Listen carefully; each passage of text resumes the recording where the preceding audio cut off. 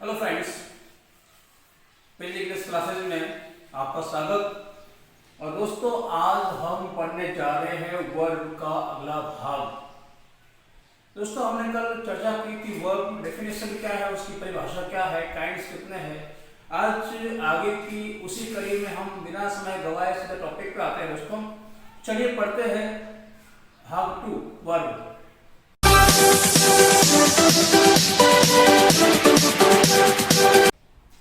देखिए दोस्तों, हमारा टॉपिक है वर्ब। हमने पढ़ा था कि इसको हिंदी में क्रिया कहते हैं। हमने ये कल पढ़ा था कि एक तो होती है मेन वर्ब। हमने इसके काइंड्स देखे थे कि अब हमने जो वर्ब के काइंड देखे थे उसमें एक तो था मेन वर्ब, मुख्य क्रिया, एक था हेल्पिंग वर्ब, सहायक क्रिया। अब हम मेन वर्ब की बात करें दोस्तों, तो मेन वर्ब को हम इनको जो मेन वर्ब है इसको दो भागों में बांटते हैं। एक तो होता है ट्रांसिटिव ट्रांसिटिव वर्ब, एक होता है इनट्रांसिटिव वर्ब। इनट्रांसिटिव क्या होता है ट्रांसिटिव, क्या होता है इनट्रांसिटिव? दोस्तों, ट्रांसिटिव का मतलब होता है सकर्मक और इनट्रांसिटिव होता है अकर्मक। जरा बताना चाहूंगा दोस्तों आपको व्यक्ति जो कर्म लिखा हुआ है, कर्म, इसको एक और कहते हैं, इंग्लिश में कहते हैं इसको ऑब्जेक्ट। कर्म कहते हैं ऑब्जेक्ट। स का मतलब साथ में, हिंदी उपसर्ग है ये। स का मतलब साथ में। ऐसे वो वर्ब होती है जो ऑब्जेक्ट को साथ में लेकर के आती है, उसके बिना उसको सेंटेंस को पूरा नहीं कर पाते। ऐसी वर्ब कहलाती है ट्रांसिटिव वर्ब। अकर्मक, अ का मतलब नहीं, ये भी उपसर्ग है जिसका मतलब नहीं होता है, काल अकाल, तो अ नेगेटिव देता है, आंसर देता है। तो यहाँ पर लिखा इनट्रांसिटिव वर्ब लिखा है दोस्तों। तो यहाँ पर इनट्रांसिटिव अकर्मक है, यानी कि जिसका कर्म साथ में नहीं हो, जिसका ऑब्जेक्ट साथ में न हो, वो होते अकर्मक क्रियाएं। अब देखो इंग्लिश में जो कैसे करें, इंग्लिश में इसको डेफिनेशन पूछे कि what is the transitive verb. Transitive means a verb which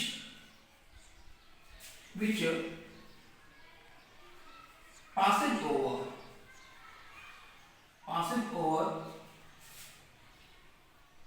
subject from subject to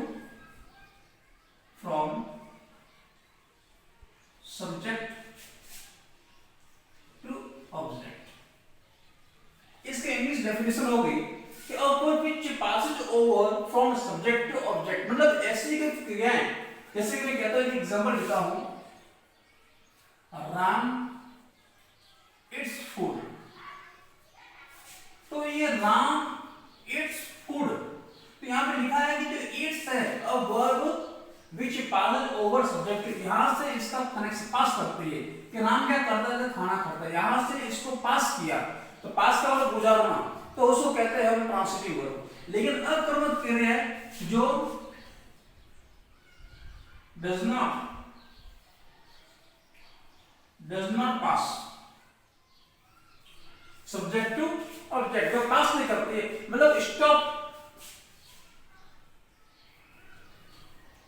हो जाती है सब्जेक्ट के पास में, अगर वो पास नहीं करती, जहां पर है वही रुकते। जैसे कि मैं एग्जांपल दूं आपको, सीता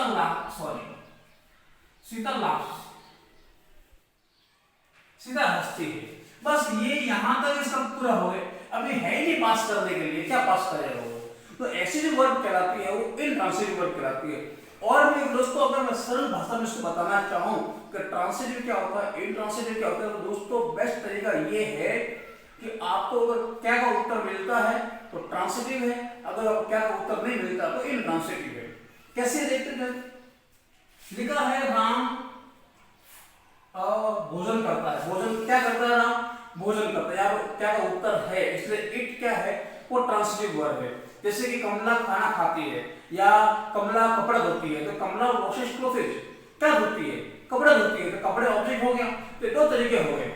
यदि किसी वाक्य में ये पता करना है कि वहां पर ऑब्जेक्ट है या नहीं, तो आप क्या देख लो, क्या का उत्तर आ रहा है तो ऑब्जेक्ट है, क्या का उत्तर नहीं आ रहा है तो ऑब्जेक्ट नहीं है। जब ऑब्जेक्ट आएगा तो वो वर्ब ट्रांसिटिव ऑटोमेटिकली हो जाएगी, और जब क्या का उत्तर नहीं आएगा तो वर्ब ऑटोमेटिकली इंट्रांसिटिव हो जाएगी। जैसे कि आई प्ले फुटबॉल, मैं फुटबॉल खेलता, क्या खेलता, फुटबॉल, तो यहाँ फुटबॉल आ गया, तो प्ले क्या हो गई, इंट्रांसिटिव सॉरी ट्रांसिटिव वर्ब हो गई, और फुटबॉल क्या हो गया, ऑब्जेक्ट हो गया। तो उसी प्रकार से मैं हंसता हूं, आई लाफ, क्या हंसता हूं, कोई उत्तर नहीं है। सीता सोती है, सीता स्लीप्स, क्या सोती है, कोई उत्तर नहीं है ना। पापा चलते हैं, पापा क्या चलते हैं, कोई आंसर नहीं है। तो स्लीप है, वॉक है, लाफ है, इनका कोई उत्तर नहीं आता, क्या का उत्तर ही नहीं आ रहा है। तो जायज है कि यहाँ पर ऑब्जेक्ट नहीं है। तो ऑब्जेक्ट नहीं हुआ तो ऑटोमेटिकली इंट्रांसिटिव वर्ब हो गई। तो दोस्तों मेरे कहने का मतलब यही है कि अगर आपको पता करना है कि ट्रांसिटिव क्या है, इंट्रांसिटिव क्या है, या ऑब्जेक्ट उस सेंटेंस में है या नहीं, इसका मस्त तरीका यही है कि आप देख लो कि आपको क्या का उत्तर मिलता है तो ऑब्जेक्ट है, अगर ऑब्जेक्ट है तो ट्रांसिटिव वर्ब है, क्या का उत्तर नहीं मिल रहा है तो ऑब्जेक्ट नहीं है, जब ऑब्जेक्ट नहीं है तो ऑटोमेटिकली इंट्रांसिटिव वर्ब हो जाएगी। ठीक है दोस्तों, तो ये तो चलो इस बार पढ़ लिया है। हम आगे और देख लेते हैं इसके जो भाग है वो। देखिए दोस्तों, आगे बढ़ते हैं वर्ब के बारे में। हमने देखा कि वर्ब की डेफिनेशन क्या है, वर्ब के दो भाग है, हेल्पिंग वर्ब और मेन वर्ब। हम मेन वर्ब की बात करें, अगर इसमें मेन वर्ब है जो इसको कहते हैं मौखिक क्रिया। अब मौखिक क्रिया को हम दो भाग में बांट सकते हैं। अगर दो भागों में बांटे तो एक तो है ट्रांसिटिव और एक है इनट्रांसिटिव। इनट्रांसिटिव सकर्मक और अकर्मक क्रिया। ये सकर्मक है, ये अकर्मक है। स मतलब साथ में उपसर्ग है हिंदी का, कर्म एंड ऑब्जेक्ट, कर्म का मतलब ऑब्जेक्ट। ऐसी क्रिया जो अपने लिए ऑब्जेक्ट को लेकर के आती है वो सकर्मक है। ऐसी क्रिया जो किसी ऑब्जेक्ट की जरूरत नहीं पड़ती वो अकर्मक है। दोस्तों सबसे मस्त उदाहरण ये है कि अगर आप कोई सेंटेंस लिखते हो और उसमें क्या देखो, अपने सवाल पूछो, उसमें क्या लगेगा पूछो। अगर उसमें क्या का आंसर आ रहा है, अगर उसमें क्या का आंसर आ रहा है तो ट्रांसिटिव है, और जब क्या का आंसर नहीं आ रहा है तो इनट्रांसिटिव। जरा मैं आपको एग्जांपल बताता हूं। Ram reads a letter, Ram एक पत्र पढ़ता है। राम एक पत्र पढ़ता है, क्या पढ़ता है, पत्र पढ़ता है। क्या का आंसर हमारे पास में है, तो ये तो हो गया ऑब्जेक्ट। जब क्या का उत्तर आएगा वो ऑब्जेक्ट ही कहलाएगा, और ऑब्जेक्ट है तो ऑटोमेटिकली वर्ब सकर्मक हो जाएगी और ट्रांसिटिव हो जाएगी। अगर ये ऑब्जेक्ट मिल गया तो ये क्या हो गई, ट्रांसिटिव वर्ब हो गई। अगर मैं यहां लिखा हूं कि सीता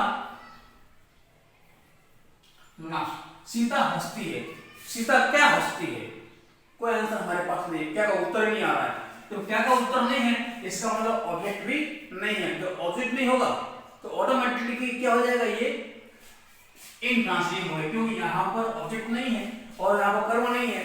इसलिए दोस्तों जब क्या का उत्तर पूछते हो अपने आप से पूछिए, सेंटेंस लिख लिए, अपने आप पूछिए इसमें क्या का आंसर आ रहा है। अगर है तो ट्रांसिटिव है क्योंकि वहां ऑब्जेक्ट होगा, और जहां पर इनट्रांसिटिव है वहां ऑब्जेक्ट तो हो ही नहीं सकता क्योंकि इनट्रांसिटिव कोई ऑब्जेक्ट होता ही नहीं है।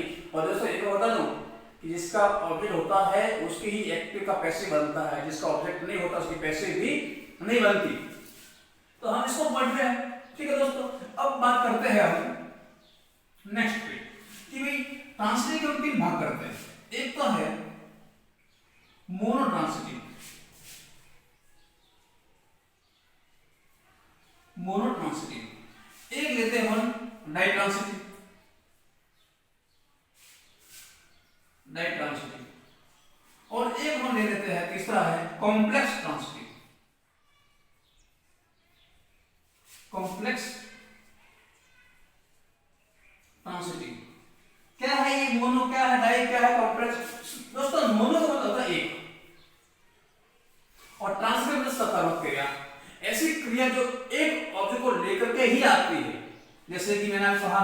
कि जैसे लिखा था यहाँ पे राम रीड्स अ लेटर, अपने आप ये सेंटेंस पूरा हो गया, कोई किसी शब्द की आवश्यकता नहीं है। तो ये जो वर्ब कहलाएगी ये कहलाएगी मोनो ट्रांसिटिव वर्ब। लेकिन कुछ वर्ब ऐसी होती है जिनको दो ऑब्जेक्ट की जरूरत पड़ती है।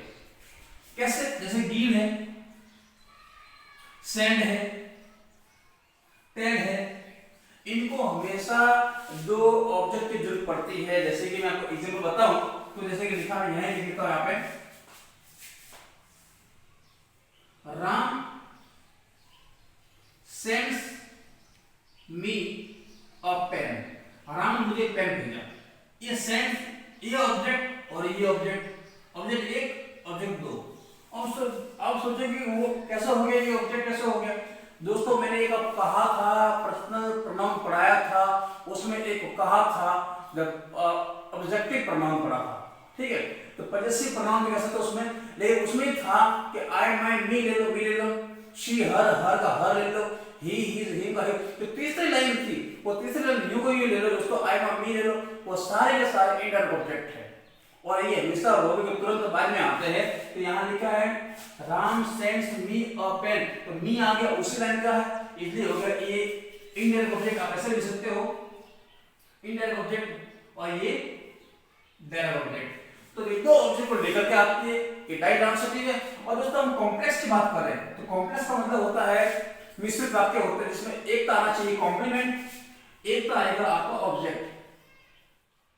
कैसा आएगा ऑब्जेक्ट? इंडायरेक्ट कर सकता है। एक आता है आपका कॉम्प्लीमेंट, कॉम्प्लीमेंट। आप सोचो कॉम्प्लीमेंट क्या होता है? कॉम्प्लीमेंट होता है पूरक, एक दूसरे के पूरक होते हैं, है ना। जैसे कि आई एम अ टीचर, आई क्या है? टीचर, टीचर कौन है? आई है, एक दूसरे के पूरक है, ठीक है। तो ये भी दो तरह के होते हैं, ऑब्जेक्टिव कॉम्प्लीमेंट और सब्जेक्टिव कॉम्प्लीमेंट। तो यहां पर बात करें कि जहां ऐसा वाक्य जहां पर एक कॉम्प्लीमेंट हो और एक आपका ऑब्जेक्ट हो, वो क्या कहलाएगा? Complex transitive. मैं आपको एग्जांपल ये लिखवा देता हूं, जैसे कि Ram elects him sarpanch, Ram elect him sarpanch. तो यहां पर इलेक्ट वर्ब है, हिम ऑब्जेक्ट है, सरपंच कॉम्प्लीमेंट है। कैसे मालूम पड़ा कॉम्प्लीमेंट है? जितने धंधे हैं, नौकरियां हैं, पद है, पेशे है, वो सारे सारे कॉम्प्लीमेंट में आते हैं। तो यहाँ पर ये हो गया कॉम्प्लीमेंट, ये क्या ऑब्जेक्ट, एक ऑब्जेक्ट एक कॉम्प्लीमेंट, इट मींस ये क्या हो गया आपका कॉम्प्लेक्स ट्रांसिटिव।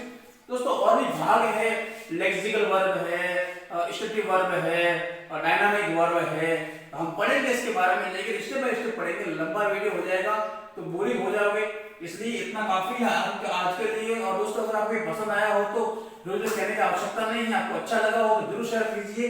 और तब तक के लिए मैं वापस कल आऊंगा नए टॉपिक को लेकर के, भाग 3 को लेकर के।